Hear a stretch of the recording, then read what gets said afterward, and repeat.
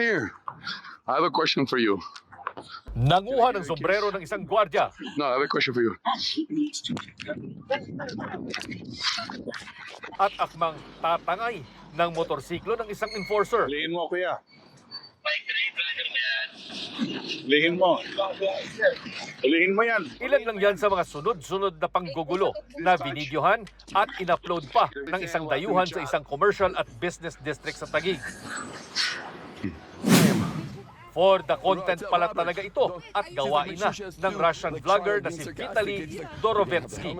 Sa shoot nga nito sa Boracay Island, pinagmumura pa niya ang ilang empleyado ng Sea Sports Facility nang payuhan siyang magsuot ng helmet. Joking. He's not joking. He's the I was joking about the Kanina, inaresto na ang Russian vlogger. Bunsod ng reklamo ng isang gwardyang pinagkatuwaan niya sa Taguig. You have the right to remain silent. Sinampahan siya ng reklamong theft, unjust vexation, alarm and scandal at violation ng anti-cybercrime law sa Taguig City Prosecutor's Office. Nagkaroon ng theft to dahil ninakaw yung sombrero ng guard, tapos yung dahil nag-post siya kaya nagkaroon ng cybercrime. Opo. Then ito yung mga guard parang inaasar niya eh. Meron na mga alarm na scandal. Nag-create siya ng ano doon. Sa the public place, disruption of public order. Pero hanggang nang arestuhin ay tila walang ipinapakitang pagsisisi ang vlogger ayon sa Bureau of Immigration. Nang ilipat siya sa kanilang detention facility ay umaakto pa itong manghalik sa direksyon ng kamera at panay ang ngiti. Anything you say can be used against you. Bagamat haharap din sa deportation proceedings, hindi muna siya pauuwiin hanggang nadedesisyonan ang reklamong isinampa laban sa kanya o kung aabot ito sa kaso.